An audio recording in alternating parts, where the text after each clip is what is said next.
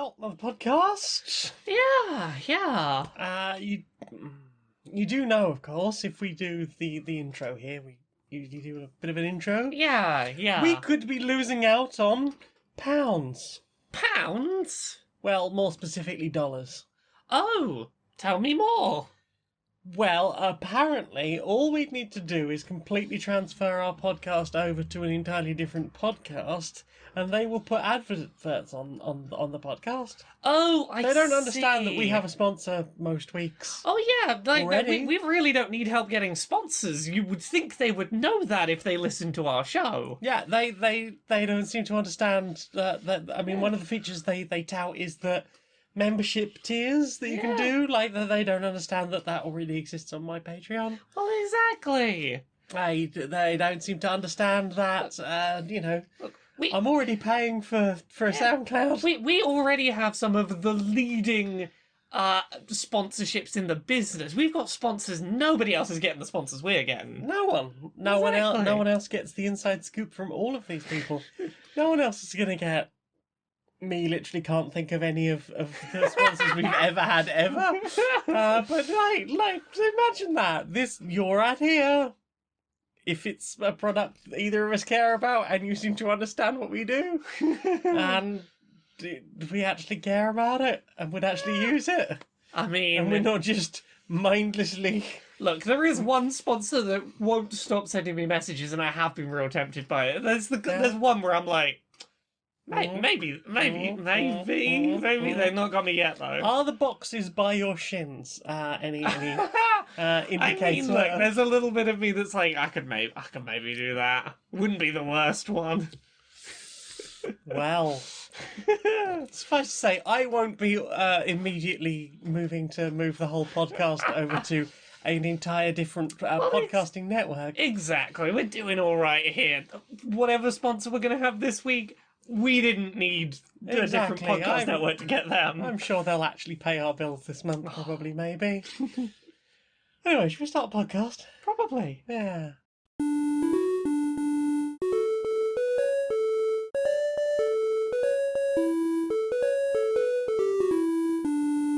Greetings, strangers, queer and pleasant. I'm not Laura Kate Magnet Dale. And I'm not Jane Harris Magnet Dale, and welcome to another episode of Queer and Pleasant Strangers. It's a podcast where two queer trans women have a bit of a catch-up about our weeks and talk about the various bits of media we've put into our various sensory organs. I put things in my eyes, put things in my ears, done all sorts of things. I wondered where you were going to go with that. I thought we were going to get sockets at one point. Our various sensory... I hope you leave the slight pause in the edit, because I was like, I have no word other than organs. I feel like there's a sensory something. Nope, it's going to be organs. Receptacles would have worked, I think. Well, let's start with... What's in your entertainment receptacle this week? Let's start with the gaming entertainment receptacle. What have you played this week? What have I played this week? Well, we played a couple of games of Great Western Trail. Yes, second edition Great Western Trail. This is that board game that... You befriend cows and you take them on a little walk and you help them go on the train. Yeah, and definitely played the second edition more rather than the first, because the second edition has its own problems. It does, but it's got less problems than the first. Yeah. Like the first edition is aggressively bad. Yes. I really enjoyed replaying this. Mm-hmm. One thing you said before we started playing was that, according to, I think it was reviews or people you'd seen talking about it, all of the various things you can spec into can be effective at winning the game. Can be. Because, like, the first time we played this, I played as, I went very heavily into the cowboys. And heavy cow buying strategy. all of the cows for cheap, and, completely went the other way this time. I spec'd fully into the builders and tried to There were a lot of builders out. It made sense to grab them. Yeah, and the builders are very effective it really feels like a game that it snowballs when you max out to top level one of the three classes. Yeah, potentially, yeah. Like with the builder, I was doing a lot of this building gets me an ability and moves me a space so I can get that space's ability and move a space, and like trying to chain multiple things. Yeah. It was working out real nice. Yeah, it was real good. Yeah. Yeah, and so you're enjoying it more now? Now that we've got it under 4 hours? Yes. I feel like that first game very much dragged because there was a real sense of I don't know fundamentally what I'm trying to do. A lot of analysis paralysis. Yes, a lot of I'm trying to make the perfect move without fully understanding the game state, so I Yeah. don't know the right move to make. But yeah, we got it down to what? Probably 90 minutes? Yeah, 2 90 hours? minutes both times, I think. Yeah, and that game is considerably more enjoyable when it's more pacey. Yes, even when I've lost by a considerable margin, I am happier now that it's like 90 Yeah. minutes. I don't feel like that's my whole like day off gone.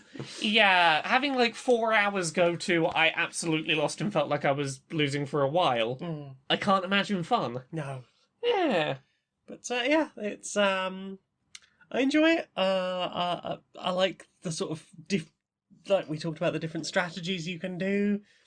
The way the board changes, like because you have these 7 random tiles that are laid at all the major intersections, but they can be in any order.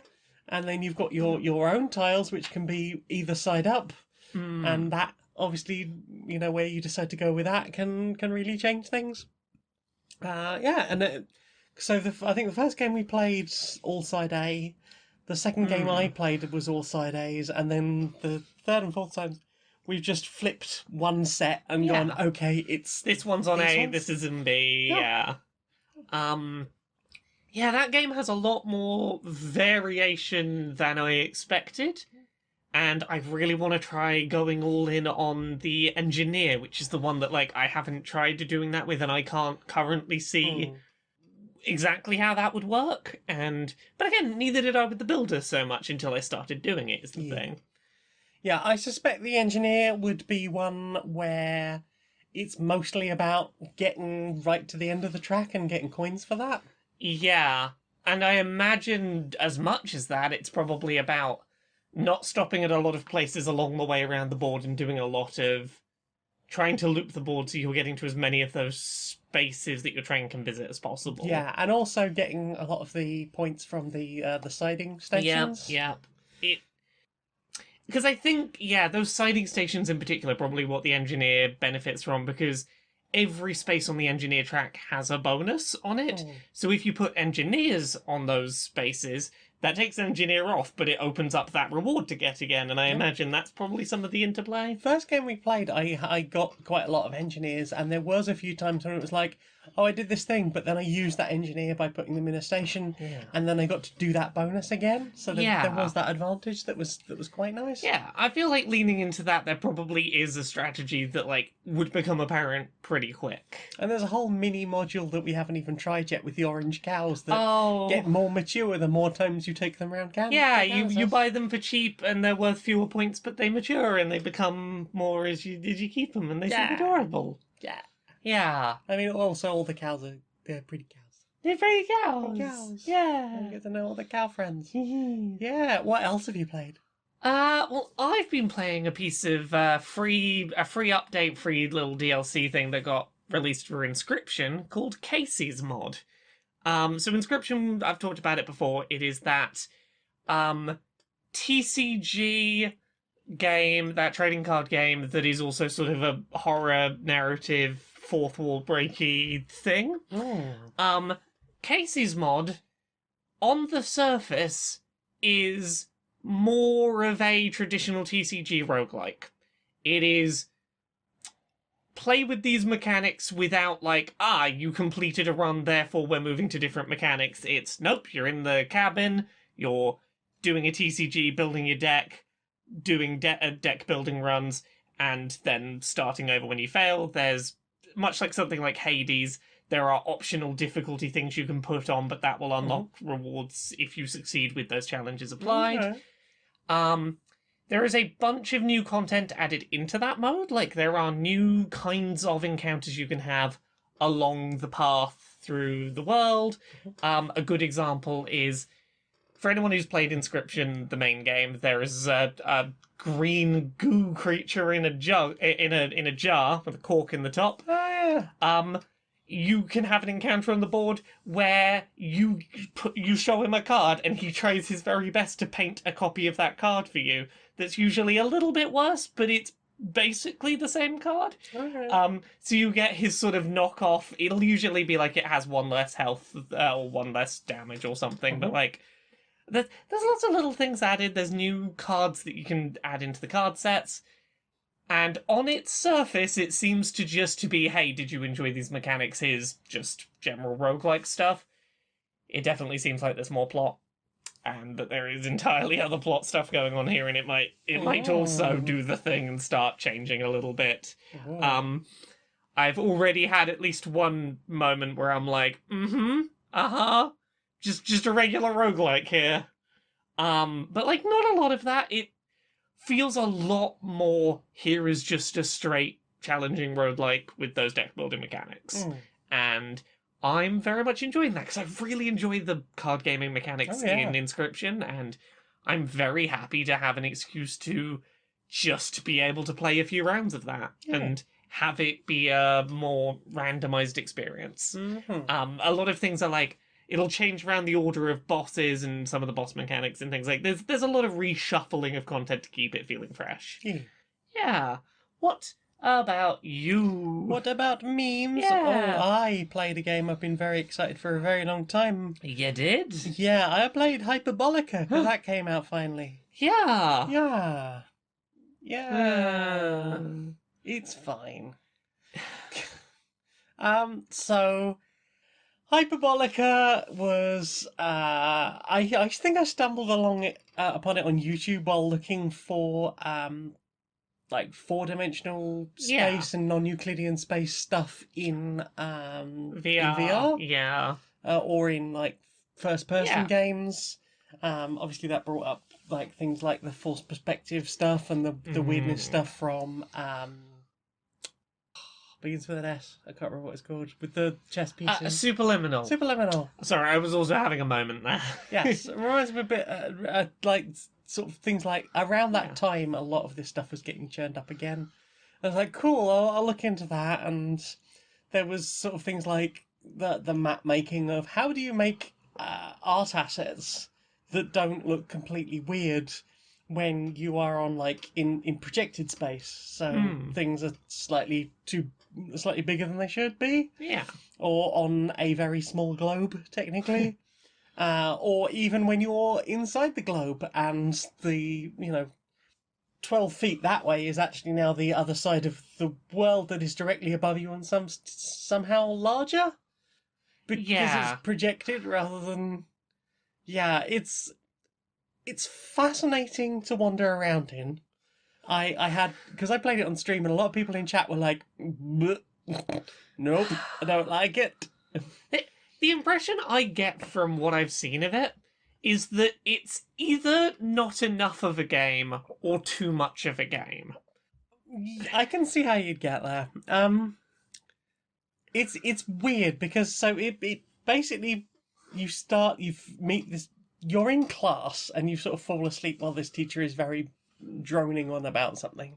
Yeah. You then wake up in this weird hyperbolic world, and there's this robot friend, and they're like, "Hey, you fell asleep in class, huh? If you fall asleep while you're attached to this thing, you come to this weird space, and there's a whole bunch of us here. Welcome to Hyperbolica. Go have a look around, meet some people, go and see some things." And there's like a town hall area that you sort of wander around. It's like there's more corners of street here than there should be. This feels like it should be a right angle, but it's not. And then you sort of like you find your way into a cafe, which again is like, oh, okay, there's like over there is also like the none of the walls there's no corners. Yes. So the walls they're straight lines, but there can be no parallel lines. So they get closer and closer and closer and infinitely far away. So you can't walk any further into them because you exist in space, but they never touch. It. It's fascinating art-wise and to look at. And I was, fangirling over all the Yeah. like because at one point you go around an art installation thing, and there's like a Klein bottle and a few other things. Yeah. And I gushed about that to chat Yeah. and stuff, and that was nice. But then they were like, so there's one bit where you have to encourage a bunch of gophers. Oh. With the biggest quotation marks there. You get given a weapon of sorts, and you are basically stunning a bunch of gophers who are stopping the crops from growing, basically.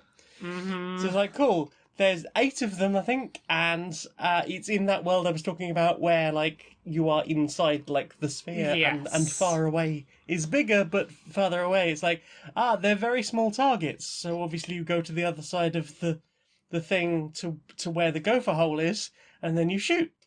But the gun is so slow in its movement. Yes, it shows off the whole, the thing gets smaller as it gets further away, and then it gets vast as it gets towards the other side. Yeah. But also, I sat there for like a couple of minutes at a time for some of them, just like, I'm waiting for it to randomly pop out of the hole. I'm just going to keep tapping this.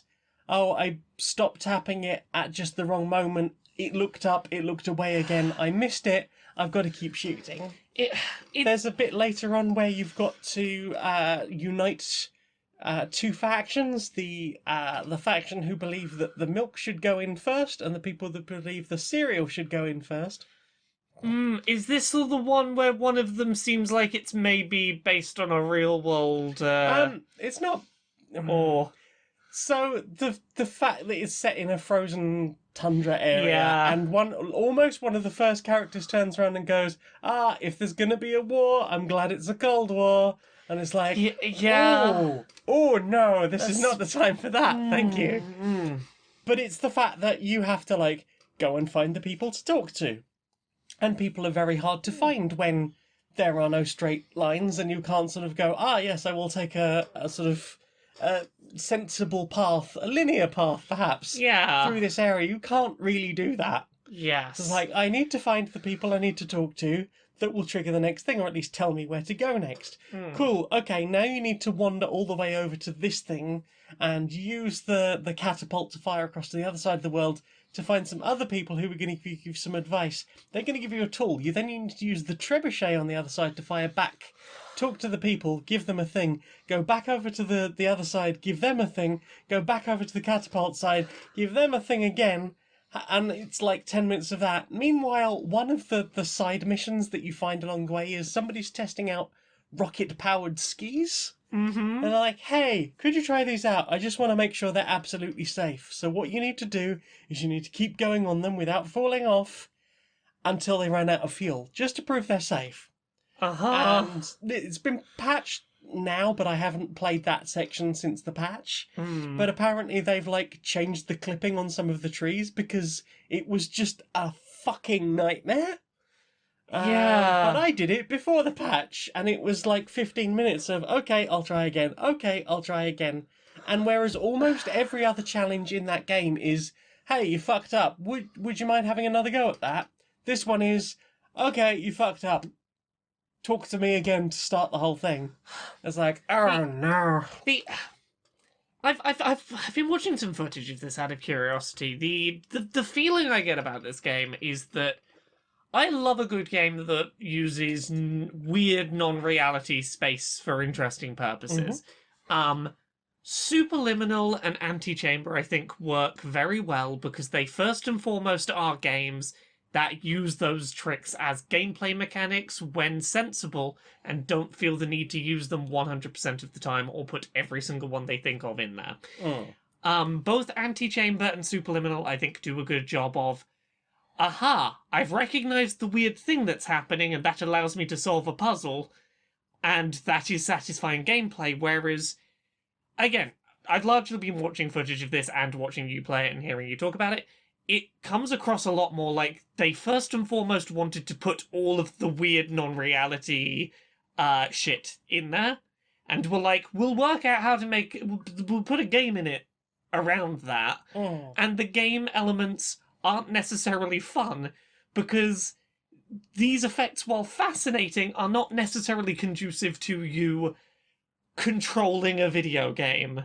at the same time. Yeah, it's a fun little playground, but it outstays its welcome as a playground. Yeah. And it undersells itself as a game. That's the thing. It seems like it didn't quite commit enough to either end of what it could have been. Or slightly missed. And it's such a shame because I have loved experiencing it, but I hated playing it. Yeah. On so many occasions, like the number of times I'd be like, "Oh, it's doing this really cool thing," and I can literally see it doing this thing, and I'm really loving having this experience. And then I'd get to gameplay bits, and it's like, "Oh no, Well, why?" the shooting the gophers is a really great example. It's yes, you are technically showing the really cool effect, but you didn't stop to think about how that would work with gameplay and whether it would be fun to pair. You have to do this while this weird thing is Yeah, happening. if it had been 4 gophers, Yeah. that would have been fine. But Yeah. like making it like 7 or 8, I think it is.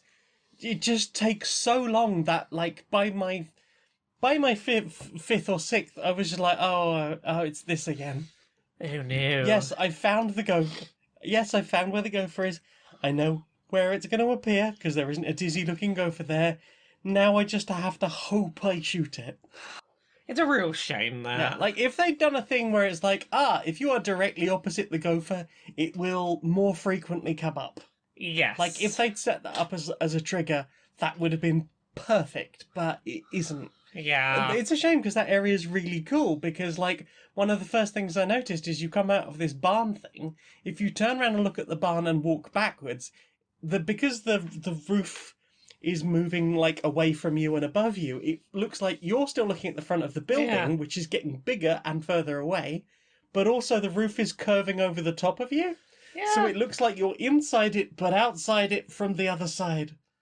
It's a real shame this isn't a better game because Yeah. it sounds so interesting. We've talked about setting this up on the VR, and you've also told me that you've heard about the VR controls. I looked at some reviews of the VR version, and apparently it seems to do like 100% everything on the checklist of never do this in VR. It is apparently just a vomit factory. Yeah, I imagine turning into a sprinkler the second I went in there. Like, I'd love to just maybe spend a minute or two just looking around, just to see, or even like if I could, like put it up on the telly, walk to one of the places I wanted to just have a look and at, then put it on. pop in, look Yeah. around. But like from what you Yeah. hear, like there's no teleport control. There's no teleport controls. There's no recentering your view. The way you are moving is not locked to where you're looking. It's locked just to the controllers, and I imagine yeah. some of that is to do with the difficulty of moving through that space full stop. Well, yes, but if you can't do it right, maybe don't put it in VR if Yeah. your game is not suited to Like VR. I would love to experience it, but I know I get motion sickness in VR anyway. Yeah. So It's I don't gonna know how be long like it's that gonna next last. one where it's oh no, Oh, the no. one with the stone golem. oh no! Where it'll just be the whole day written off with us just feeling ill. Oh, that was horrible. God. Go read my review of, I think it was just called Golem. Go read my review on Polygon. It's The one where like we spent like you were feeling really ill, and I was like, you know what? You've got a review to do. How would it be if I just stuck the VR on and like took a shift? yeah. And I took like a couple of hour shift and I was still feeling really ill, and we Yeah. passed it back to you, and you managed like another 20 minutes, messaged your editor, I was and like, they were like, yeah, it's okay, it's fine, it's yeah. fine. The way I put it was like, I am not the only. The two people in my house are both feeling violently ill from trying to play this game. I can talk about what they've done that has made that happen. Is that okay? They were like, yeah, it's fine. I feel like this would be right up there. Yeah, Yeah. yeah. But in a fun way, rather than oh no, I'm not enjoying the gameplay. Yeah. What else have you played? I have been playing some Game Pass games on the Steam Deck. Ooh. That's a thing you can do now, kind of.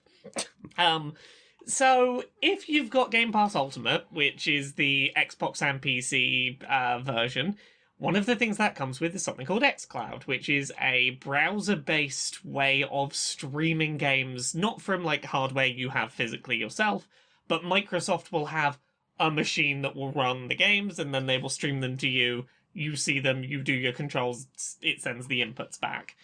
Um, they have made a special Linux browser specifically designed for the Steam Deck that works properly in gaming mode and recognizes all the controls and is set up like tailored for that device. Mm-hmm. And it means that as long as you have an internet connection, so if you're like at home on the sofa, you can play Game Pass games. And I have found that it's been a very it's a bit fiddly to get set up at first because you're dealing with a Linux machine, which involves basically anything you do requires command line shit to be done. Like, the official Microsoft explanation of how to do this involves, okay, go to your command line and start doing this, that, and the other.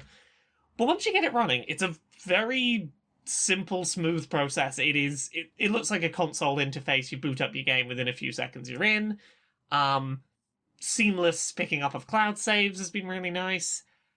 I have been genuinely really impressed with the quality of experience they've got there.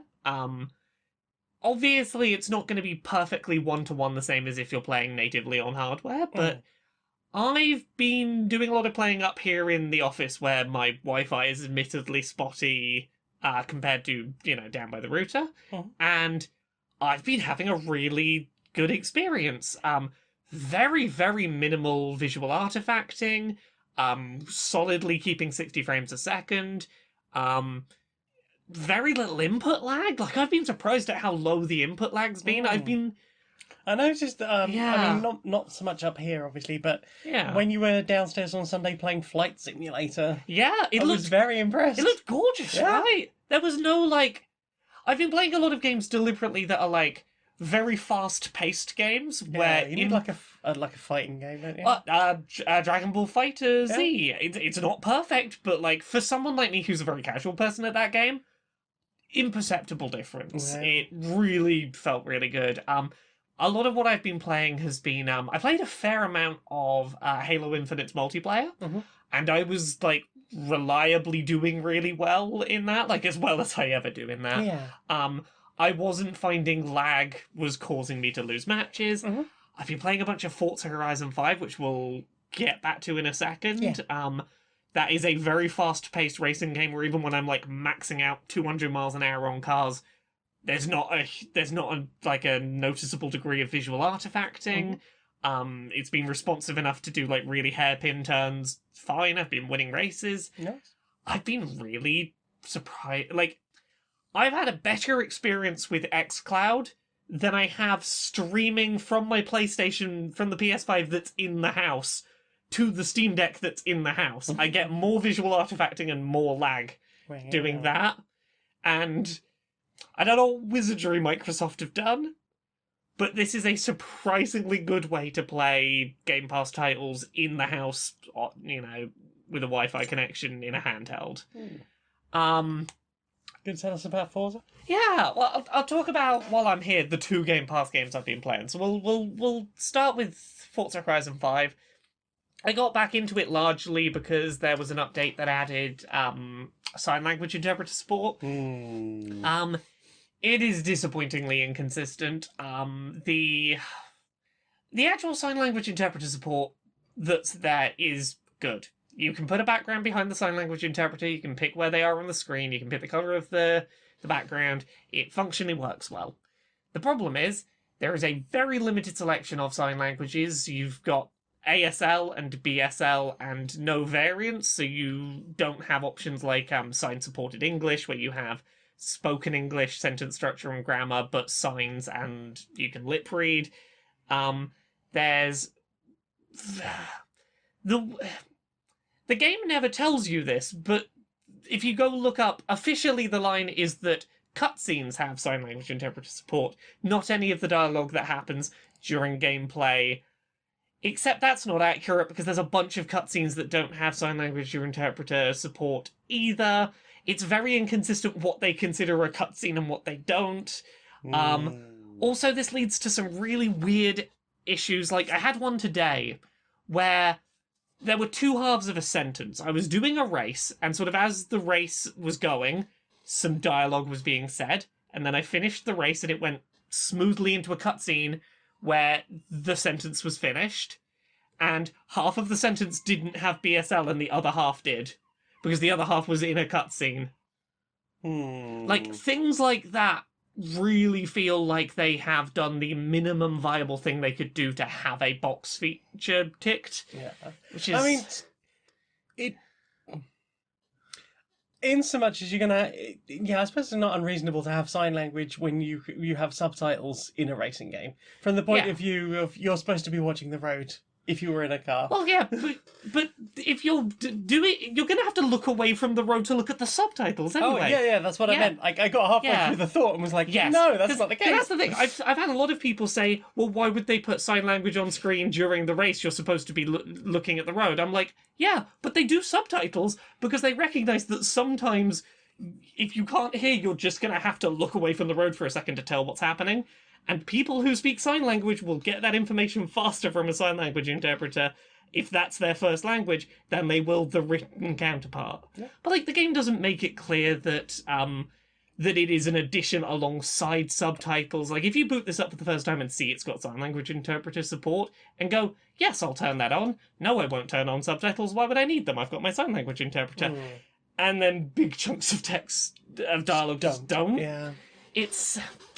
It's a really messy inclusion, which is a shame, but I'm glad that they're an trying. attempt was made, and I Oh, hope yeah. that we see either they patch it to make it better, Mm. or the next one has full sign yeah. support. I'm very glad someone tried it, because it now means we can point at one and go, this is what works about what they tried, and this is what doesn't, and we can make a blueprint for this is how you could someone could do better in future. Having a reference point is going to make it easier to see this happen more, and that's great. I hope so. But this is unfortunately lacking. Hmm. But that aside, I did get to race against a train today. I did a race against a train. When the train wanted to speed up because it was losing in the race, it would like leave a carriage behind on the track, and I was like speeding along in my very fancy fast blue car. There's a race with the Flying Scotsman in Forza 4? Yes. So this one is like a big cargo train, Okay. and it's just jettisoning carriages behind it when it needs to pick up more speed. That seems very unsafe. And you're just barreling along in this like light blue like hypercar, just like fucking barreling 250 miles an hour down the road, like sprinting along next to this train. It's fucking great. Amazing. Oh, it was good. Yeah. I like that game a lot. Yay. While I'm here, should I talk about the other Game Pass Yes, that do, I've do. played? Started playing Tunic. Oh, that must be nice. Yeah, you tried to start this. Yeah, I've tried twice now. Yeah? Yeah. What But happened? you What- touched- Okay. Okay, so I installed Tunic, and then my computer just went, no. I was like, okay, well, maybe that was a Tunic problem. And the next day, like, my computer was taking, like, 5 to 10 minutes to load Bubba Is You. Yeah. And then I found there was a problem with dust in my computer, which I have since cleaned. Yeah. And then I was like, well, okay, I'll reinstall Tunic. So I reinstalled Tunic, and fucking nothing happened. And then I looked through the user reviews, and there's loads of people going, it's great. Why is it got a Dark Souls tag? Oh no, why does everything have to be Soulsborne-y? The graphics are amazing. I really loved it, but it was very, very hard. And then just like so many people going, it wouldn't even load. It wouldn't even load. It wouldn't even load. Oh. Just like, oh, okay. Everyone's got those games that just like, this one's just not meant to happen. I remember years ago, I think it was like Cube World or something. It was okay. some voxel RPG kind of game. That the first time I tried to boot it up, my PSU started smoking. Ooh. And I replaced the PSU, fixed the computer up, tried it again, and then it just refused to boot after that. The game, and The computer was like, traumatized at Yeah. that point. I think there's something about this game, and the PSU didn't agree. We're not doing it now. Yeah, I'm scared. So I'm not loading that. for anyone who doesn't know, Tunic is a game where you're a little fox with a little sword going on a little adventure. I've seen like trailers for it for ages, and it Yeah. looks beautiful. The game is gorgeous. It runs really nicely. And was this one you were playing through Steam Deck? Yes, I was Yeah. playing this through Steam Deck and it held up really nicely. You described it as like a Souls type game, or you said that people described it that way. Yes. Kind of, sort of ish. It's don't let the difficulty of a Souls game be a thing that goes, I shouldn't try this. Mhm. It is an isometric perspective game where you are exploring a world, fighting enemies, and just going on your little adventure. Things I really appreciate about it. The game features its own written language that is not explicitly told to the player, and it's very much left for you to context clue understand what's going on. Okay. And there's a lot of like things will be paired with pictures, and you'll start like putting things together. Like there's a little instruction manual of how to play the game that's all in this fictional language, but there's little diagrams and pictures of the fox doing things and which buttons to press, and Okay. like it feels like a very very distant place to explore that feels really unexplored, and that's really nice. The counter to that is that this game has no map. Or at least I haven't found one yet, and I'm having the carrion problem of I can't work out where I've missed that I can progress, and it's probably like here's an example. You start with a stick, it can't cut through bushes. Then you get a sword which can cut through bushes. Presumably somewhere behind me there are some bushes I need to cut through that will let me go to a new place that I can't find, and there's no map. Oh, It's no. one of those. But, Which is like, it really would have been so easy in this case to just be like Fog of War it. Like, your Yeah. character is drawing the map as they go along. That's the thing. Like, you could have a little hand-drawn map. It feels totally like the kind of game that would do that. Mechanically, you've got a left trigger for lock on to lock onto enemies. You have whatever you've mapped your melee weapon to, and you do your little tiny hits, and you've got a little dodge roll. But largely, you hit, and then sort of back away if they're going to hit you. Hit. I've heard people saying that the lock-on doesn't always lock on to what you want it to. Yeah, from what I can tell, there doesn't seem to, unfortunately, be a way to, like, flick the right stick to change what you're locked onto. Oh. So if there's a group of enemies and you lock on and you're not locked onto the one you would expect, you have to let go of the trigger and press it again and hope it locks onto the right one this time. Ooh. It's got a little bit of that going on, Oh, which dear. is unfortunate. And it's a shame, because I was really enjoying it up until I couldn't work out where to go and got lost for like 25 minutes and was just like, I'm not having fun walking around in circles, unsure where the one little path I've missed is, Oh, no. because I have no visual memory and can't work out how to get back where I'm going. Just give me a map. Yeah. Lack of Little a quality of life.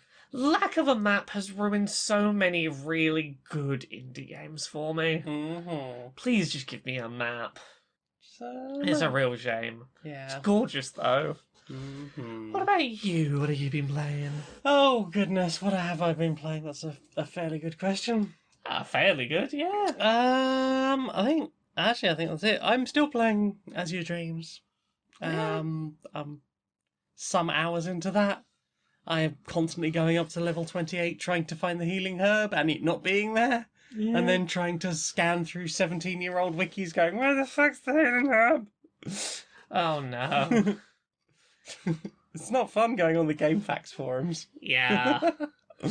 Now, don't get me wrong, your ASCII art at the beginning of a GameFAQ is great, but your forums aren't fun. You playing anything else? Well, we did play one thing together. Oh yes, we Yeah. played some Oracle of Seasons. We started playing through Legend of Zelda Oracle of Seasons, one of Yeah. the Game Boy Color Zelda games. by Capcom. Yeah, We're playing the Capcom games at the moment. we are, yes.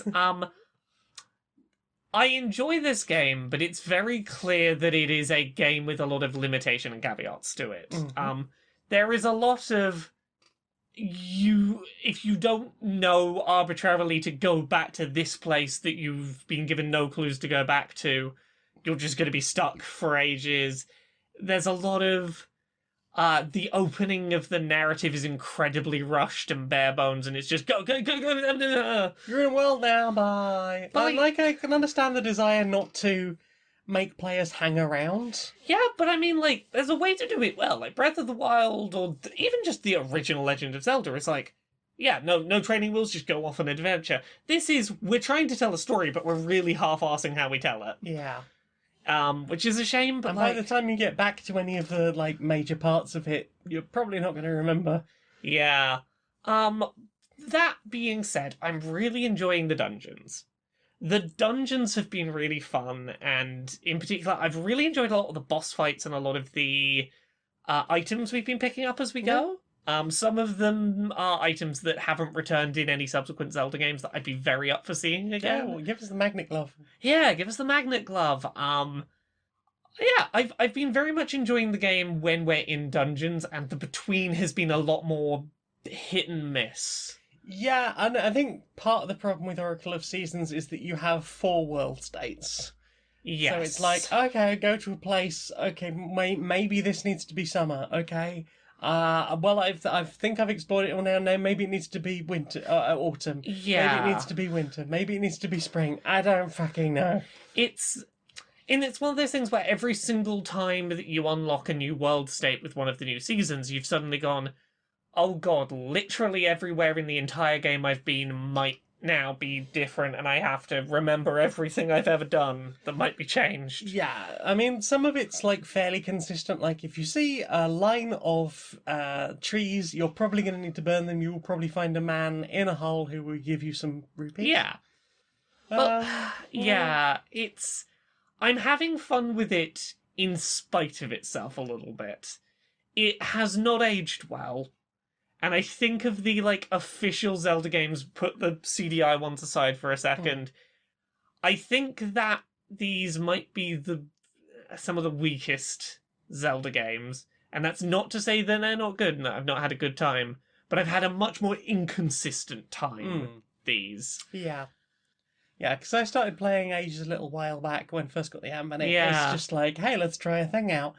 And yeah, like the consistency of it, of Ages as well, is not super great. Yeah. And once, more so, I think more so in Seasons, it's been a case of like, I don't want to play this without the walkthrough. Yes. Like, once you get into a dungeon, I want to just Yes. go and do that on my own. I Yes. can puzzle that out. But we've to go back yeah. into the world and be like, okay, there's a person I need to talk to, or there's a thing I need to Yeah. find. We've both, I think, settled the same way, which is we want to play through this pair of games, but we don't want to do it separately. We want to do it together so one of us can be on the walkthrough just for, okay, what the fuck am I meant to do now? Oh, that was okay. Until we get to the next, like, oh, okay, no walkthrough needed. I've reached a bit where there is good game design. Let me explore this And that's mostly contained area. That's mostly been the dungeons. Yeah, like there's not been a dungeon we haven't worked out on our own. Yeah, we've done the dungeon solo. It's just the between has been a lot of, oh, I didn't realize I needed to go back to that NPC on the beach because they've got another thing. There's just a lot of Yeah, I need to go and Yeah. find this person again to do this thing. yeah. And yeah, like The world is a the little puzzles fine, but like the go and find a thing and that will open the next bit of game. I'm not enjoying the exploration as much. Yeah, I think the problem is that it sits in a weird place between the some of the other Zelda games in that how do I word this?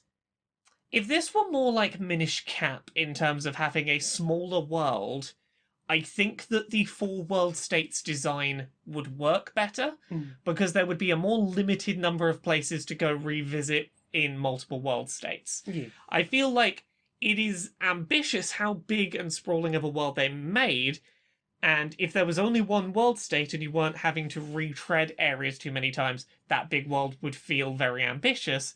But as it stands here, it feels like an overwhelming sprawl, particularly with how slow it is to move through areas because of the constant screen slides. Yeah. I feel like that 4 seasons mechanic doesn't really work in this big and slow to traverse a game.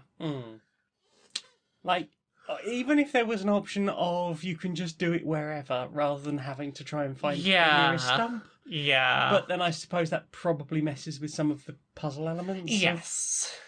But yeah, it's just. I'm enjoying the dungeons more than the world exploration, and I am keen to get through the rest of it. I'm We're enjoying about playing halfway the through. game with you. Yes. Solo, I'd have probably become a bit frustrated with the overworld already by now, and I remember this being my experience as a kid. I remember having moments of, I just can't work out what arbitrary one square map location I need to go to that I haven't remembered exists. In exactly the right season. Yeah. Yeah.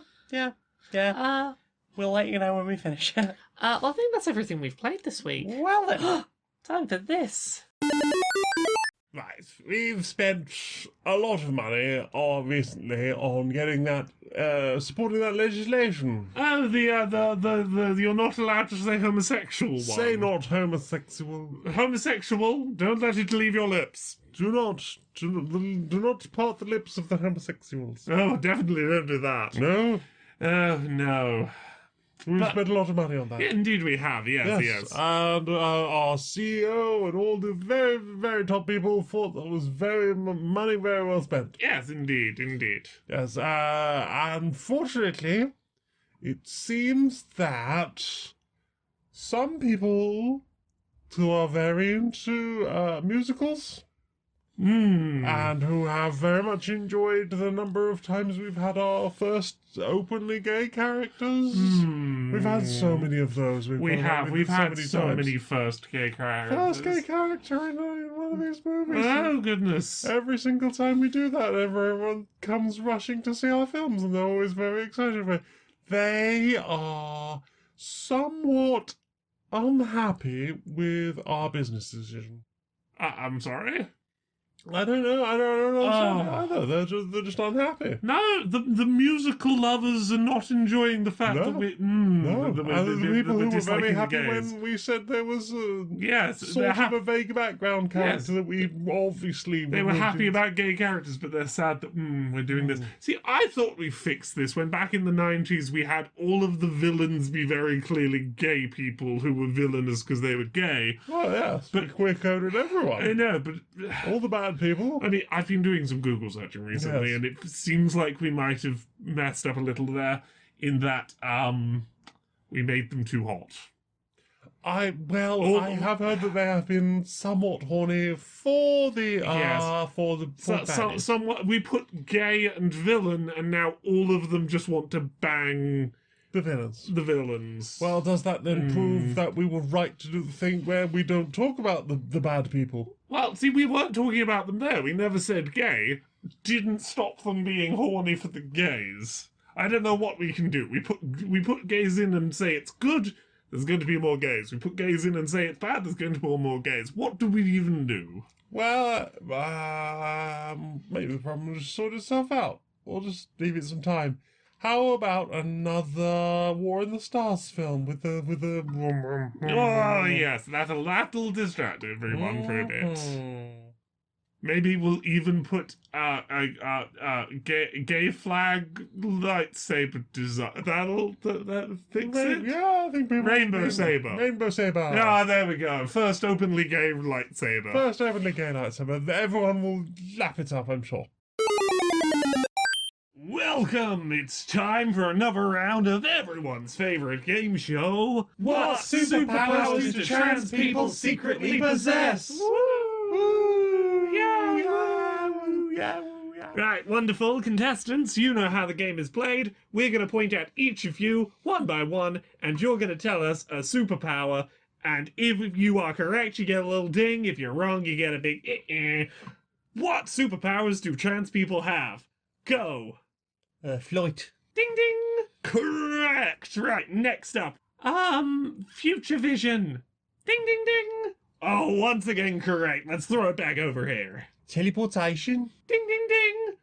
Partial credit, they have that power, but I only got it yesterday. You are just about on the line there of correct. Cutting edge. Oh, I know. Right. We're going into the final quickfire round. All contestants, just throw in any you've got, and we will just speed round this. Flight. Shape changing. Your rated flight. Shape changing, yes, though. Ding, ding, ding. Invisibility. Ding, ding, ding. Superheating things you touch. Turning things to gold. Ding, ding, ding. Turning into bubbles. Turning into smoke. Ding, Turning into ding. bats. Ding, ding. Charging your phone just by glaring at it. I'm sorry.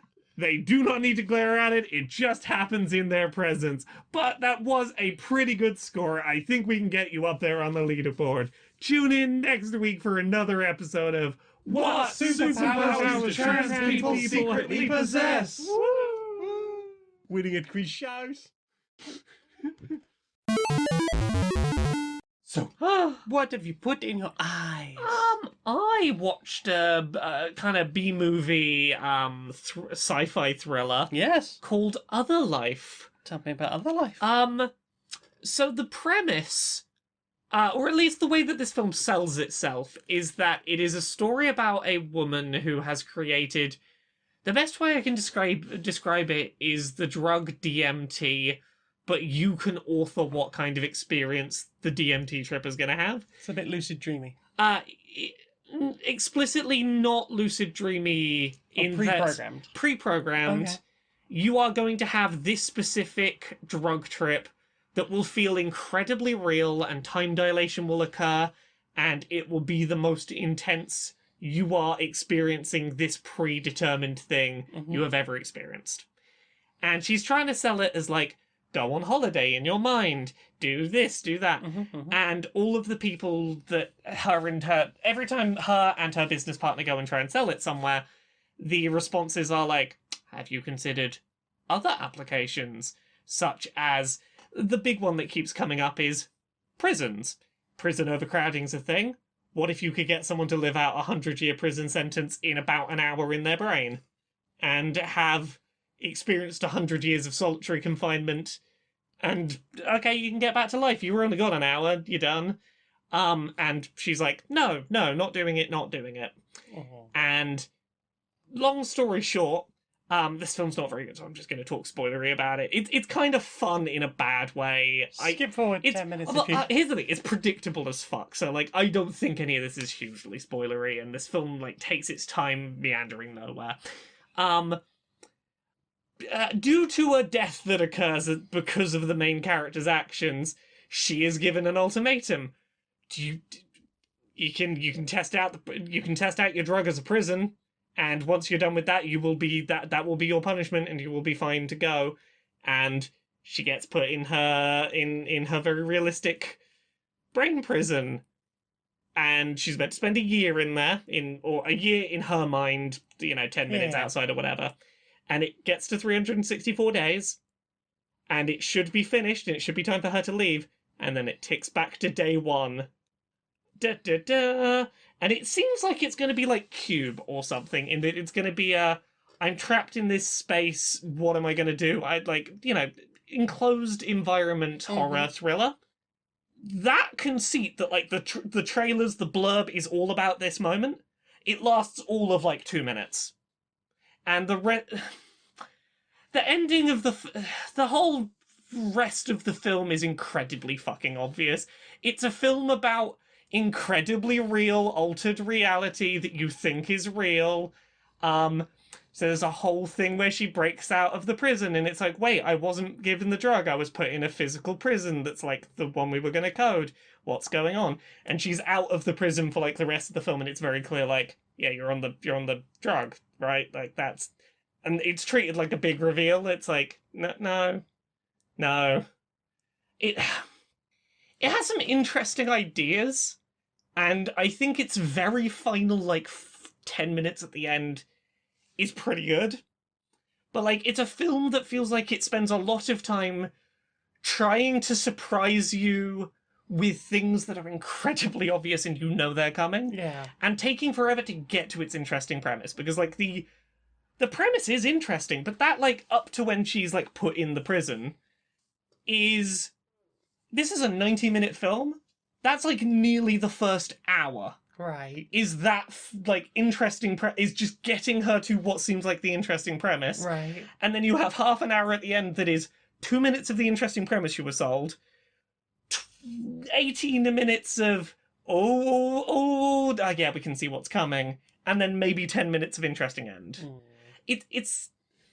I'm glad I watched it, but I wouldn't recommend it. Like, you know those kind of films? Oh, yeah. It's.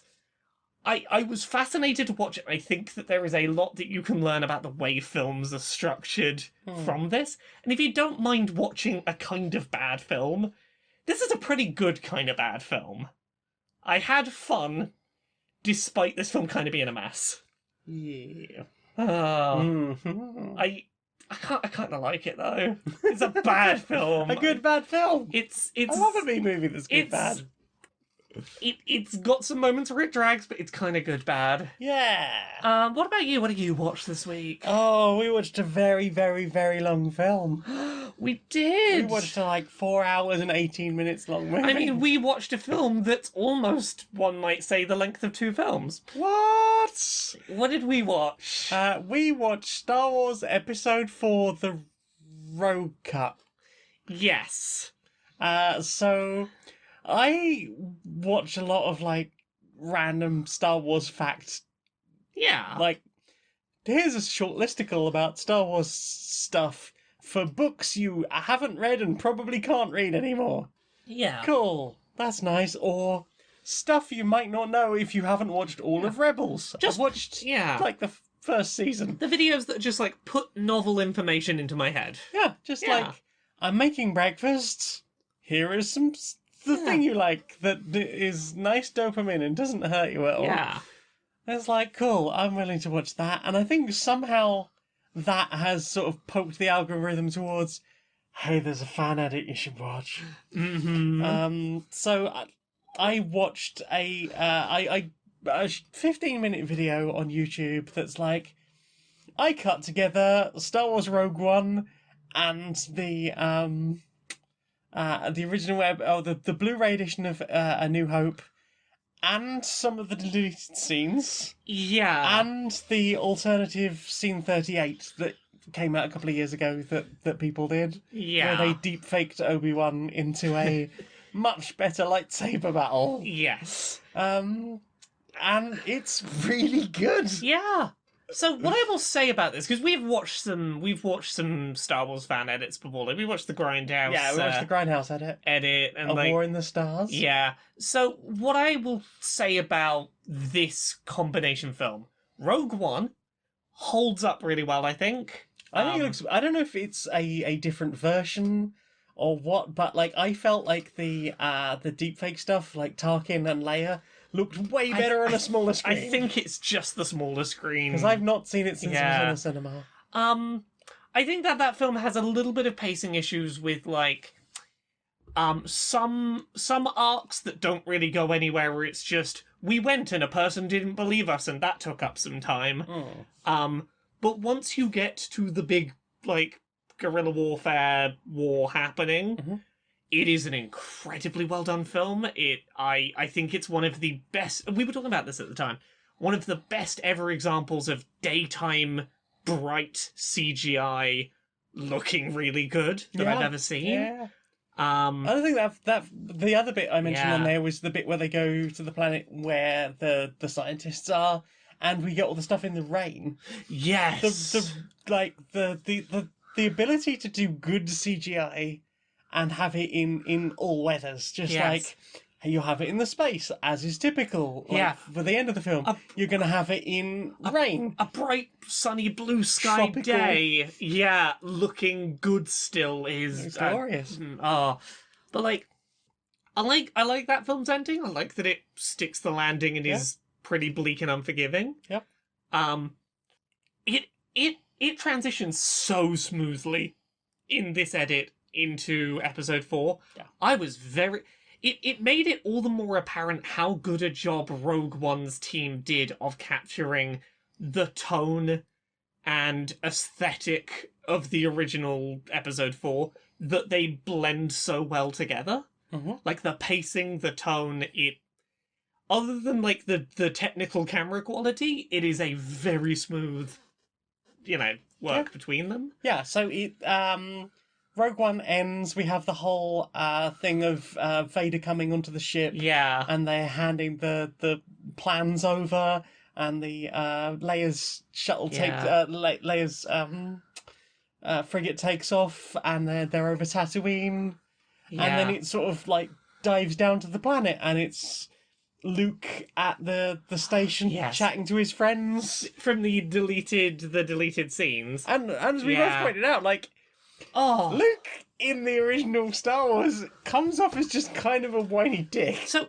yeah, if you've never seen the deleted scenes from Episode 4, particularly a lot of the stuff around Luke and what's his friend who Biggs. we Biggs, Luke and Biggs, but also Luke and the wider group of friends on Yeah. Tatooine. What it really does is it contextualizes that he's a kid. Like, he's not a whiny, like, 20-something, like, he's a kid. But, like, it also really comes across with, like, he has been putting his life on hold because of ever-moving goalposts, and he just wants to either go live his life, or, if he has to stay here, at least get to have friends, Yeah. and he's been denied both. Yes. And, like, that contextualizes... with an overbearing parental figure. Like the famous line, we're going to Tashi to buy some power converters. Like, that hits so much better when you've actually seen, like, yeah, he's whining about wanting to go see, like, hang out with his friends, but it's because that's all he has, because he wants to go to the academy and he keeps having that ripped away from him. Yeah. So he's like, if you won't let me go to the academy, at least let me have my friends. I don't want the family business. Yeah, it gives him so much better characterization. It makes him seem so much more human. Yeah. When he meets back up with Biggs later, it's a whole Yeah. thing. It feels like a lot of like the term Mary Sue, you exist purely to be the hero of the story and you have no external life around that. Mm. This fixes a lot of that. Luke feels in the original edit very much like he only exists to be the main character. And I realised they wanted Like- to keep pace at the beginning of the film, but like as a result of that, I feel like especially in that particular film, Luke feels a way weaker character. Yeah, I feel like that 5 minutes of additional like footage interspersed through the film, well worth it. Yes, we get that scene. We get I think we get a couple of little extra bits, and then we get what is technically the previous deleted scene where Luke is working on the moisture evaporators with one of Yeah. the droids and sees the fight going on in the air. Yes. Now, originally that ran into the scene at I think that's supposed to be Anchorhead. Yeah.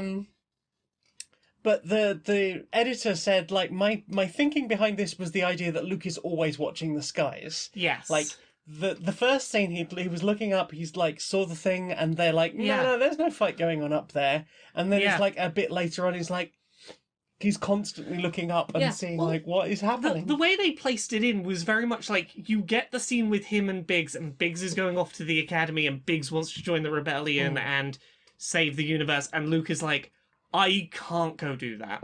I can't do it. But I've been assured this is definitely the last Yes. year I'm going to need to be on. Yeah, and then you get the Uncle Owen going, "You're staying another year," and then he looks back up to the stars and he's like, "There is something happening up there, and they need my help, and I just want to be in the fight." And then as soon as like his whole living family is, as far as he's aware, is dead, it's like, well, I have nothing keeping me here. I didn't want to be here in the first place, but Yeah, I'm off. yeah, This is my chance. yeah. It's My adventure, it got called. yeah, and like largely, this is just watching two films back to back. 90% of the time, you are watching two films back to back. Yes. But the bits where they meet in the middle and the little additional bits really elevate the whole package. Yeah, I think so. And then of course like the whole thing at the end of the Death Star scene where Vader and Obi-Wan have this amazing lightsaber duel. There's a little bit of homemade fan CGI look to it, but I For like... the most part, it's really good, but occasionally Obi-Wan's Yeah. face just sort of slides around a bit. Yeah, it's not perfect, but I will forgive a lot of its technical shortcomings for what it does for the pacing. Yeah. Because it does a really good job of setting up how powerful Obi-Wan and the Jedi are. Like, it's giving that film a Yes, much he is needed... an old man, but Yeah, it's giving a much needed injection of the Jedi are actually very fucking powerful, and like it makes his death seem a lot more deliberate and calculated and less of a wet fart. Yeah, and I get that was a lot to do with the technical limitations yeah. of the lightsabers that they were using originally. Yeah. But I've heard people sort of play it off as, oh, they're both old men, and that's why that fight is as slow as it is. But like that scene is not only it's more action packed, it's well shot. Okay, yeah, some of the deep fakery stuff isn't quite right because there just aren't the shots of Alec Guinness's face. Yeah. There's a couple of moments in that where like Vader's walking away, he like force grabs the lightsaber into his hand, like Obi-Wan's lightsaber into his hand as he's walking away from the cloak, and you hear Anakin from Mustafar going, "I hate you." The thing I think it does really well is it suggests that Obi-Wan is not incapable of being a Jedi still, that he is unwilling, that it is something that he can do when this life or death situation comes up, but it sort of contextualizes his being alone on like, hey, being the hermit, being the hermit, as this isn't my fight. I've gone through this once already. I can't do this again. And in the context of like the newer stuff of he's had to hide it because the Inquisitors were bumbling around. As we now know, that's sort of the premise of the Obi-Wan show that's coming. Like, yeah, he has had to hide it. He has had to. He doesn't want to be that anymore. He can't be that. And he might be out of practice, but he does also need to look after Luke. Yeah, but like, I like what it does for the film, despite its quality shortcomings. That scene is a bit low quality. Obviously, the deleted scenes, because that's just the best footage that exists. But I still think they did a really good job. Yeah, though honestly, I thought those kind of worked a little bit better in some cases than the CGI fight visually because. They were at least consistent, if a bit grainy. Yeah, I mean, I love their inclusion in the Grindhouse edit because it's Grindhouse the whole movie. It all looks like that. Yeah, bring it all down to the lower quality. Last thing I will say about this edit: watching Rogue One straight into Episode 4 really makes me dislike all of the characters during the medallion scene, where it's like you've just watched 2 hours of like this group of rebels who have disobeyed the orders of their commanders to go and get the Death Star plans, despite the fact they were ordered not to, and they've had to like sit as the mushroom cloud comes to them together to save everyone. And Luke waltzes in off the farm. He's like, "I shot a thing in a hole. I get a medal." It annoys. And Chewbacca doesn't. Yeah. Well, I mean, the Chewbacca thing doesn't even annoy me. I'm just annoyed that Luke gets one, and I'm like, Luke, you don't know the war that just happened, that none of them got to have medals. There's no memorial for them who died. You get to be the hero, do you? You just have to kind of assume that at some point there are going to be speeches for everyone else. Yeah. And I mean, I don't think it's bad. It makes me laugh. Yeah, it is a bit dissonant. Yeah. Yeah. But I think that's if you've got 4 hours, it's a complete way to enjoy that story that I think works really well. Yeah. I've recently shared the video, so in the you can find it on YouTube. It talks about the extra time that's been added to that film and the cutting the two films together. In the notes for that is linked to a Google Doc, which will link you to wherever the current version of that is being held, because Disney are probably chasing it all around the internet. But fuck them. Fuck them. Also, once something's out there, it's never going away. Oh yeah. Oh yeah. What else have you watched? I started watching some Bob's Burgers. Because I kind of just wanted to watch, like, some animated 20-minute sitcom, like, comedy. It's pretty harmless. Yeah, like, I've watched Bob's Burgers on episodes here and there in the past and remember just going, yeah, this was just a good, harmless, nice comedy that was good and fun. And I've recently had a bunch of recommendations for it popping up on TikTok of people going, like, this is a very good show in terms of just being, like, harmless, not, like, you know, you don't have to sort of brace for impact with it as a comedy, but also very specifically talking about, like, a lot of its really well fleshed out, nicely developed character dynamics that never make fun of specific, like, groups, but also don't fall into a lot of the cis-het tropes that family sitcoms usually rely on to exist. Bob's by, right? Bob's by. One of the kids is not sure whether they're cis and is like very explicitly like confused by the gender binary and doesn't like it and is trying to work out what that's going on. Okay. I don't know if anything else has gone on with that Which one? plotline since. Tina's the one with the butts. It's The one with the bunny ears. yes, Okay. I've completely forgotten. Yeah, Character's I remember name, Tina, and that's it. Louise. So I don't know if anything else has come of this, but Louise has a whole episode about like not feeling comfortable with the expectations of the gender binary.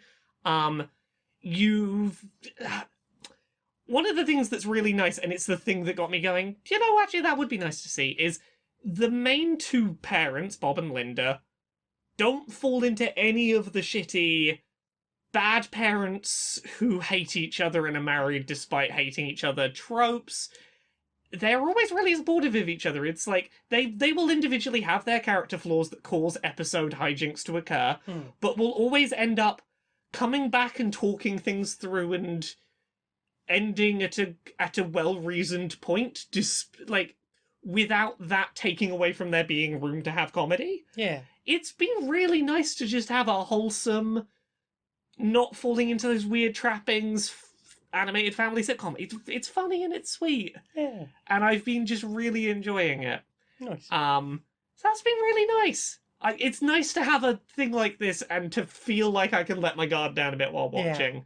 And for folks interested, I've been watching season 10. I picked a relatively recent but finished season to jump into to go, what's going on at the moment, and I'm enjoying it a lot. I feel like I've seen the first couple of seasons. I feel like I have. I'm probably going to finish this season and go, you know what? Yeah, I could binge through all of this. It just seems like good, harmless, like, on in the background watching, and I've needed a bit of that. Mhm. What about you? Have you watched anything else? Yeah, I watched a couple of other things. I watched the No Clip documentary about Black Mesa. Ooh, yes. It's called The 16-Year Project to Remake Half-Life. So it was another wonderfully shot and edited No Clip documentary. They do good documentaries. They do. Yeah, it's interviews with the developers, the logic around some of their decisions in certain places of changing, like just talking about like some of the basic puzzle stuff of let's show you what your goal is. They talked at one point about the fact that whenever you came into a room, they would make sure that you were pointed at your goal. Yeah. So the first thing you see is where you are going. Yeah. There was one bit where they talked about you have to turn off these valves to make fires go out.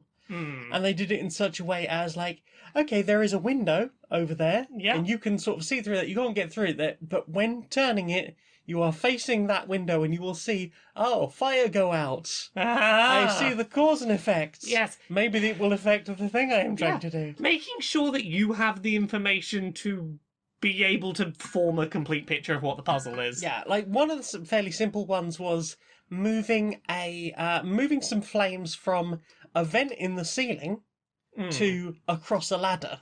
Yeah. Because vent in the ceiling could just look like background, maybe, and a fire happening. But fire going across ladder, that is an impediment to a way to go, and way more sort of clear to most people. That's my objective. I can see that it's blocking something. Yeah, and it's very impressive, and I'm curious to see what that team would do following that. Yeah. I've not played the Half-Life 1 in... I've never played it to completion. I remember cheating it towards the end. Yeah. And then, like, cheating to the last level and going, what the fuck is this boss? Yes. Let's just teleport you out of the world for no reason. Let's give you moon physics for no reason. Like, I'm sure there's a reason, but also, like, teleporting you away from the boss fight during a boss fight really fucks with the tension. A little bit. And from what I can see with what they've done with their version of that boss, it's pretty damn cool and quite the little set piece that they have put together.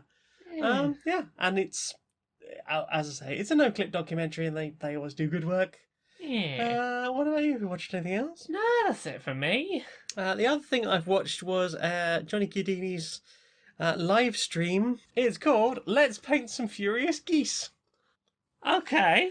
Okay, I'm just gonna pull the video up for you because I think we need to see the results of these furious geese. So Johnny plays Blood Bowl. Yeah. They have some league games. They're starting some 7-a-side stuff. So they made this little doll's house wheelie bin. Okay. It's lying on its side. Yeah. They made some trash to go in it, and there are some little geese with armor. So just little angry armoured geese rustling over the knocked Rustling over over- bin. And there's a little rat with Yeah, some little pizza. rat. Yeah, a little pizza rat friend. Oh. It's a beautiful little diorama. And they spent a lot of time going, yeah, this is probably the best thing I've ever done. Oh no. Johnny's streams are always really calm anyway, and they just seem really lovely from what I have seen. And yeah, this specific one was just chaos. Also, Johnny's chat loves just coming out with the worst puns or worst jokes. Yay! And I absolutely love that. More of that, please. I'm a big fan. I am a huge fan. Yeah. Like a burr. What about you? I think That's everything I've watched. That's everything we've watched. Well then. Time for this. Hello, we've got a new sponsor. Who's our new sponsor? Who else? You desire sustenance. Yes. Do you require nutrition? I do require nutrition. Do you have physical needs? Yes. Yes, food is one of them. Do you lack the time or energy for meal prep? Or spoons? Yes, okay, yes. Are you so wrapped up in all the capitalism you do not have time to either eat a meal or prepare a meal? Sometimes that's the case. Are you about to sell me, I don't know, some kind of Molotov cocktail to take down the capitalism? Try sustenance. Sustenance. All caps. Oh, that's a lot of exclamation marks. It is a paste that is technically nutrition-filled and edible in pre-prepared portions. Pre-prepared is hard to say. It is, particularly when it's all in caps. Pre-prepared! Yeah, I mean, I had to enunciate all of those exclamation marks. And it comes in single-use plastic wrapping. Yeah. Yeah, layers upon layers of single-use plastic wrapping. Look, I'm reading the little press release we got here. You know how sometimes you get that quote unquote white chocolate it's not chocolate, it's like white candy. I mean, isn't that all white chocolate?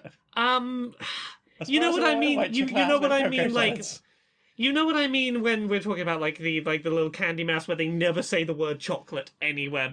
Gotcha. Yeah. Gotcha. I don't see the word food. Nutrition, sustenance. It is technically nutrition filled and edible. Technically, yes. It is edible and nutrition filled. What more would you desire? Food. I mean, come on. When my dad was a 20-something, I'm guessing, they were talking about the concept of having all your meals in pill form. Here we are, shining in the 20 somethings. The 20 somethings, and we have a fluid juice. Not a fluid, a paste. Sorry, paste. Paste. I'm looking at the promotional image. There's an upturned glass and it's staying in the glass. Ooh, That's got it's some. not quite a slurry. It's quite some viscosity. Not quite a slurry. Well, I suppose that's why it comes in these plastic tubes. Yeah. You can just squeeze it from the end like toothpaste into your mouth. I mean, Pour the slurry into your open maw. like sometimes I do just need sustenance. I mean, yeah, Yeah. yes, but... Ooh. Sustenance, not sustenance. Sustenance! No, thank you to that. No, you don't need that for your physical needs. No, I just need sustenance for my physical needs, not sustenance. Well, for that's my- just sustenance. That's with 6 exclamation marks. And not where you'd think. .lol.net and enter the code QNPS 206 for 5% off your first sample bag of half a sustenance sachet. Inside the boardroom of Supremacy Software. Hi. Hi. So, I've been looking at what the competition's been up to. Yeah. So, there's that company that makes the very difficult games. The do better is the slogan, I think, Do when better. you die. I Do mean, do gooder. yeah, do gooder. Yeah. So they put out a new game, and it's that big open world nonsense, and it's been doing very well. It's sold It's like doing gooder. Yeah, it's doing gooder. It got gooder. It sold like 12 million copies in a week. Yeah. Which means we need to look at it and work out what we should be stealing, because like people seem to be loving this this game about the ring and the big murder world. I love a ring. Yeah, exactly. So I've been thinking, what can we learn from this? Why are people loving this? Okay, well, I mean, could we just forget all that and buy the studio? Unfortunately, not. They are having a little bit of bad PR themselves at the moment. Probably not the time for it. Maybe that's the perfect time. Well, I mean, it's not at the point where like their stock prices Oh, tanked right. yet. It's Yeah, right now. yeah, It's yeah. I'm not right paying now we money would. for it. Yeah, right now we would be paying money and just getting their bad Yeah, image. But yeah. they're middling image. But what we could do, I've been looking at the game. I think I know why why people like it. Right. Lack of quest logs. Don't Right. let people track what quests they've got open. Just leave them to wander aimlessly. Yeah, I love it. I love it. Yeah. I love people not knowing what they're doing, and then that helps them not find the problems so quickly. Exactly. On that similar note, lack of proper signposting. Yeah. We put if we've got, let's say we got a tutorial, but it's broken, we just don't point them to where the tutorial is. And Yeah. we put in some far remote corner, and technically it's there, but they can't go and, they're unlikely to find it and see it's broken. Yeah. Yeah. Brutal challenge. I think if I've learned one thing from this, it's that the game should be literally impossible. It's so difficult. Oh, yeah, 100%. Like, every enemy one hit kills you and is 5 times faster than you, and it is literally impossible to do anything. Yeah, we don't want people just, traipsing through it in half an hour. Oh, I know. Like, you should be spending 150 hours getting out of the starting room. At least. Exactly. If you were not having to spend 200 hours to complete the character creator because it's killing you every time you try and put on a new hairstyle, we're not doing it right. Yeah, do gooder. Yeah, I think that's 100% everything that they're loving about this game. I think if we do that, they will love us just as much. Also, what if we also had a huge guy with lots of swords on a tiny, tiny donkey? That's ridiculous. Why would anyone do that? Seems like a popular character. The people who made that are not fucking geniuses. Maybe not. So, what have you put in your ears? I'll put a couple of new bits of music in my ears. New things in your ears? Yeah, not a huge amount, but I listened to a couple of new bits of music. There's a track called Sugar in My Coffee by The Narcissist Cookbook. Okay. It is a very chaotic, vocally intense track. It's acoustic guitar, but it's deliberately played a little bit sloppy and chaotic in places. Mm-hmm. Vocally, it's very, that style of narrative where someone will do sometimes they won't be singing, they'll be acting a little bit. It's narrative storytelling through song in places. Mm-hmm. About someone who just kind of wishes they were the kind of adult that liked coffee. So that Okay. they didn't have to be the person when everyone goes out like, oh yeah, let's go out for coffee. Well, I'm just going to have a hot chocolate, just have a nice sweet sugary hot chocolate. And not feeling like a grown-up in the group. And trying to be like, aha, I'll go meet like the fancy coffee snob who's like, oh, you don't like coffee? You've just not had the right coffee. And sort of the main character is like daydreaming this scenario where they're like, I'll try the coffee and it will change my outlook and my perspective and I'll finally be one of those people. And then they try it and they're like, nah, I don't like coffee still. And being okay with that. Yeah. And there's this lovely little chaotic bit of narrative storytelling that's really fun in how it's put together. I like it a lot. Mm-hmm. The other one that I listen to that I like, with a caveat that there is a way I would prefer it, and I don't know whether it exists, but we'll find out, is called Ohio is for Emo Kids by Canadian Softball.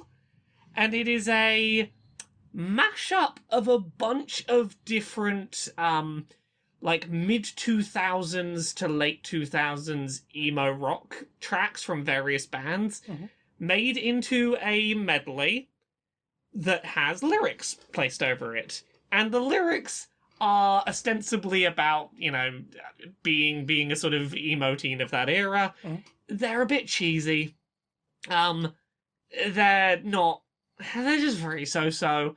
They fit the pattern of the songs well, and they do a good job of making one vocal layer that fits over a medley that is constantly changing. But I kind of wish I could get just an acoustic, an instrumental of this. Yeah. Because it is a really well put together medley over about 7 minutes of moving between so many different genres in very well done covers that are just consistently tweaked enough to feel like they cohesively flow. Like this, it goes through a bunch of stuff from like it opens with the "I'm not okay" bit before it kicks in the yeah, it starts with that. It goes through stuff like bands like the Red Jumpsuit Apparatus, Panic at the Disco with Bring Me the Horizon, Paramore. It goes through like all of that kind of stuff. I like that it bookends with MCR on both ends. I think it's Helena it ends on. I think it opens with I'm Not Okay and ends on Helena. Nice. And I'm like, it's a really nice medley that I kind of wish didn't have the kind of cringy lyrics running over it. It's an impressive feat, but the lyrics were fine. They were probably... they were taking away from the overall experience rather than adding to it. Like they weren't bad, and I still enjoyed it, but if anyone knows of an instrumental version of Ohio is for Emo Kids, please send it my way. Yeah. I couldn't find one at a cursory Google, but I'm going to keep trying. Yes, I might even just like center mix it myself and try and pan out the center and see if I can make my own no lyrics version. I'll look up a thing. I might know that there's a way to do that. Yeah, there is in theory. I used to do it really shittily for trying to make karaoke tracks. Yes. In that you basically you invert half of the waveform and you pull out the middle. Yeah. I know the thing you mean. Yeah. There are like yeah. algorithms that can do it Yes. really interestingly in the last couple of years. As long as you don't mind a bit of command line stuff. Yeah. I will dig out the thing because apparently it's really fucking good. But yeah. Yeah. I would be curious because I like it's a 7-minute medley of oh god, I just want to sing along. What about you? What you listen to? I mostly mixes. The sun has returned to the world. Yeah. So I've been listening to some UK happy hardcore. I listened to DJ Gamma's mix. Do you want to build a snowman, which was available on YouTube. It's like a half-hour UK happy hardcore mix. There's a little bit of really upbeat dubstep stuff in there. That's a nice little fun mix. The other one that I listened to was UK Happy Hardcore Mix 2019 by DJ Bass Jumper. That's BASE. Yeah, it's just a nice little hour and a half of upbeat happy hardcore. Yay! Just like music to bop along to. It's nice to be out in the sun bopping to happy hardcore again. It's nice to have the sun has really brought with it a bunch of my energy back, and I'm like, oh yay. Yes, I'm definitely feeling a bit. I've come out of a really dark mood in the last couple of weeks. Oh god, yeah. And I think some sunlight has definitely This happens helped with every that. year. The winter kicks my ass far more than I ever expect it to. Yeah, and you're not fully aware of it until you're not being completely crushed by it. Yeah, you're like, oh, I'm just feeling so depressed all the time. Nothing will ever feel okay again. Oh, it was just the lack of sun. Okay. Okay. Yeah, and every year I think I've used the sunlight lamp more than usual. I'm sure it's fine. It's not, because I didn't have it on every day like I should have done. Yeah. What about you? Anything else? No, that's it for me. Well then. Time for this. We seem to be having some concerns. We're getting a lot of seismic activity from up near the North Pole, innit? Yeah, any sign of the calls yet? Well, nothing yet, but you know, we getting some weird pings on sonar. Seismometers going Size, wild. yeah, seismometer's been going wild for a little while now. You know, I don't really understand it, but you know, people have been saying there's been some weird tidal activity heading towards the coast, and obviously people are slightly concerned by that. Yeah, a little bit. Yeah, but yeah, just getting this just in. Oh, yeah. Reports of a eldritch horror Yeah. from the deep. Oh, that's a Yeah. bad place for him to be from. Yeah, just turned up off Folkestone. Oh no, I'm seeing. It's apparently had an eons long slumber. Eons long, yeah. Beneath the ice. Yeah, apparently it's demanding to speak to humanity as a whole. That we explain ourselves as it's not happy with the state of the planet it's woken up to. Apparently it froze itself for a nice nap. Just millennia long. Oh no, eons is it long. because we melted the ice? Yeah. It seems Oh. like we've melted the ice cap. We've treated the planet so badly. We've woken up the creature that had built its nest here. That's an ordeal. Yeah, in the time before time. You know. In the time before existence. Yeah. It's just nuzzled up here for a bit of a kip, and apparently we've treated the planet so badly. It's demanding an explanation. So, any thoughts? Oops is Yeah. my entire thought. Yeah, I'm hearing the Americans, Yeah. have they've launched nukes. Oh, that sounds like a bad idea. Yeah. Okay, I'm hearing also that the creature has swallowed the explosion whole and seems to, if anything, be more powerful as a result. I'm gonna go outside and be very sorry in its direction. Yeah. I'm gonna call my girlfriend. She's always wanted to meet an eldritch horror. Is everything a bit much for you? Uh-huh. Have you spent a lot of time feeling the need to just scream into the void? Well, the void is more than just a place to scream. Visit Anti-Scenic the Void. See nothing, hear nothing, experience nothing. Tourists just love getting lost in the void. Oh, I love how much I'm not experiencing. The void. It's not just a place to scream, but you can do that too.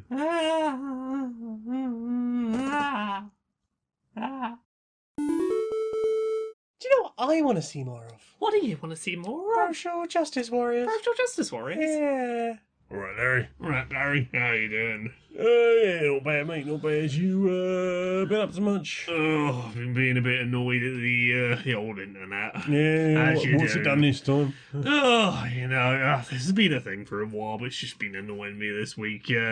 People misunderstanding the term death of the author. Oh, yeah. Particularly because a lot of people use it. How they use it is they'll go, "Oh, this thing that was made by a bigot of some kind. Oh well, death of the author. It's ours now. It's not theirs." Usually, despite this being a living author who's still making or creating. I thought Death of the Author was about like reinterpreting things. Artistic intent can't be carried forward. The entire point of it is that once you create something and put it out into the public consciousness, you cannot control how it's interpreted. Unless you're Yeah. George Lucas and you're just going to keep remaking Well, it. even so, you cannot say it is wrong to interpret a piece of art this way. Yeah, Death of the yeah, author yeah. is the author's intent is only what they intended. Whatever an audience takes away from it, the author's intent is dead once an audience starts interpreting it. It does not mean what people have started using it is that person is putting money into the pockets of corporations that will take away people's rights. But don't worry about it, death of the author. As long as we pretend they didn't make it, death of the author. The author's dead, we can enjoy it guilt-free. And it's 100% become mangled into It's a phrase people have heard. I'll say it, and that makes it sound like it's okay to guilt-free enjoy stuff made by bigots who profit off of you enjoying their stuff. Yeah. It's funny you mention that, because I have also heard today people talking about that video game that's coming out. Yeah, the one, the shitty one, with the shitty creator. And other shitty creators seemingly connected at every level now. Yeah. I heard someone saying that there is no ethical consumption under capitalism means the food I have to eat every day, and the things I require to live, somewhere in the world, no matter how good I try and be, somewhere in the world someone is being hurt as a result of that thing. It doesn't mean, oh well, I'm gonna buy the shitty game that still actively hurts people and causes harm because I want to. I want to do it guilt-free. I want to believe that there's a way to feel no guilt. And, the way you should be looking at these kind of decisions is... Can I steal it? I mean, there's that, and I fully support that. I think a big part of it is... it is fair to say that if you 100% all of the time are always 100% cognizant of every bit of harm that could come from every piece of media you consume or every food or drink you buy... It is a road to I can do nothing and enjoy nothing, and it's overwhelming. Yeah. If you're going to make choices that are going to be harmful, I think the best way to do that responsibly is to minimise harm where you can, and recognise that as long as you are trying to minimise harm and being cognizant, that is about the best you can do. And if you have to play some piece of media or consume some piece of media by some shitty creator, steal it and don't give it the spotlight on social media to that might convince other people to spend money on it. Just quietly sit and play your stolen copy, and that's about the least harmful way you can do it. Just minimise on where you can. Make sure as much as possible that the people who are who would stand to profit for it get no profit. Exactly. Yeah. Hug, mate. I could do with it. Yeah.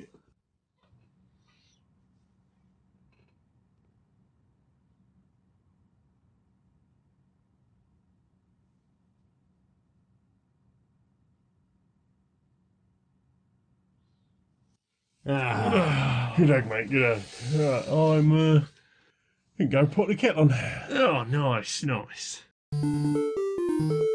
So, we done a book. We're working on a book. Yeah. We're doing a book. We're at the bit where we were doing it again. We're doing the edits. We did it. Now we're doing it a bit again. Yeah, we gave it to someone and they said, "Have you thought about this?" And we've now got to go.